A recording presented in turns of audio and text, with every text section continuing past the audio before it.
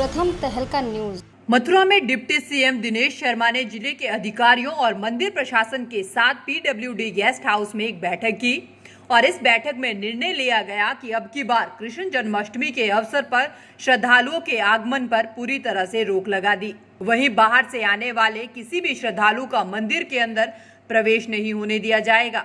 जिले में भी 11 अगस्त से लेकर 13 अगस्त तक बाहर से आने वाले श्रद्धालुओं की एंट्री पर रोक लगा दी गई है।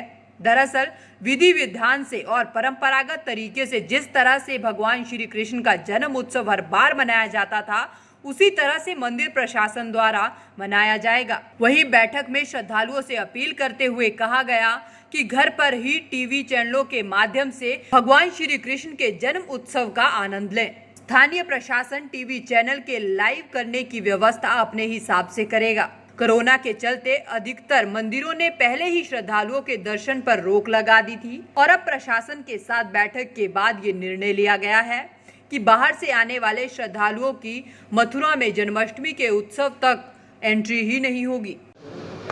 भगवान श्री कृष्ण की जन्माष्टमी उत्सव पारंपरिक तौर पे धूमधाम से मनाया जाता रहा है और पूरे विश्व में, भारतवर्ष में नहीं पूरे अन्य देशों में भी मथुरा के जन्मोत्सव की, कृष्ण जन्मोत्सव की चर्चा और उत्सुकता हमेशा रही है। इस बार जो मंदिर कमेटियों के सम्मानित पदाधिकारीगण थे, उन्होंने जिला प्रशासन के साथ में समन्वय स्थापित किया है और कोरोना 19 को देखते हुए ये तय हुआ कि इस वर्ष मंदिरों की सजावट पूर्व की भांति करेंगे। अंदर धूमधाम से भगवान का पूजन श्रृंगार आदि करेंगे, लेकिन आम दर्शकों के लिए मंदिर नहीं खोला जाएगा।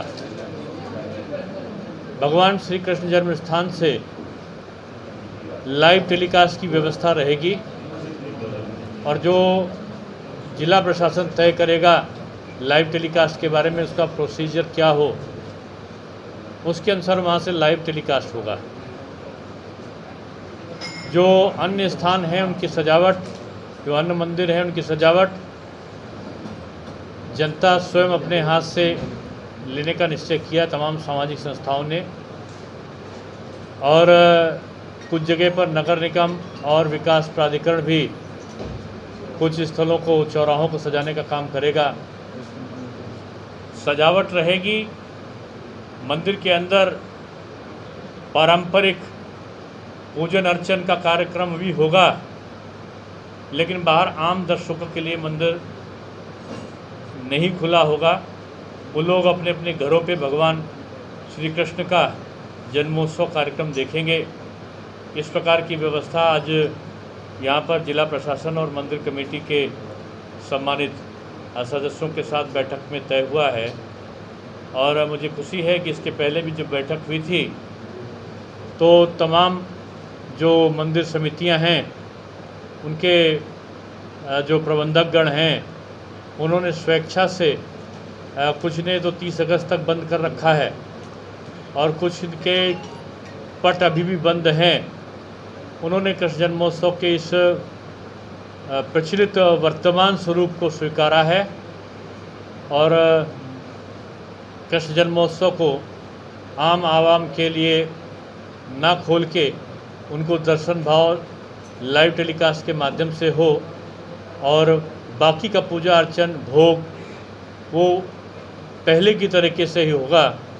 लेकिन सूक्ष्म, अति सूक्ष्म कि मंदिर कमेटी के 10-15 लोग, 20 लोग, 50 लोग जो भी तय करेंगे, जिला प्रशासन तय करेगा।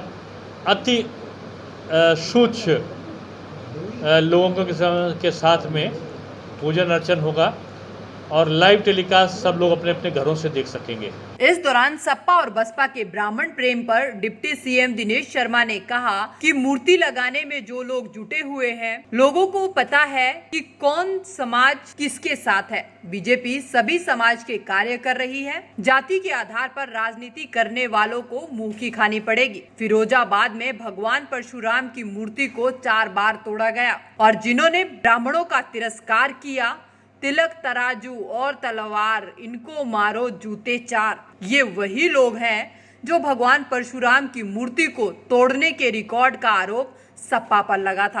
केंद्र सरकार द्वारा सामान्य वर्ग के लोगों को आरक्षण दिया गया था, तब इन्हीं लोगों ने उसका विरोध किया था। ये लोगों को भ्रमित करने का काम कर रहे हैं और ये बगुला भगत हैं। उन्होंने कहा कि सपा और बसपा का जन्म ही जातिगत राजनीति के लिए हुआ है। ये लोग केवल लोगों को लड़ाने का काम करते हैं और इनमें कांग्रेस इनका सहयोग करती है। देखिए, जिन्होंने ब्राह्मण समाज का तिरस्कार किया, तिलक तराजू और तलवार मारो जूते इनको 4 करा, जिन्होंने भगवान परशुराम की मूर्तियों को तोड़ने का रिकॉर्ड कायम किया, यह आरोप समाजवादी पार्टी पर लगता आया है।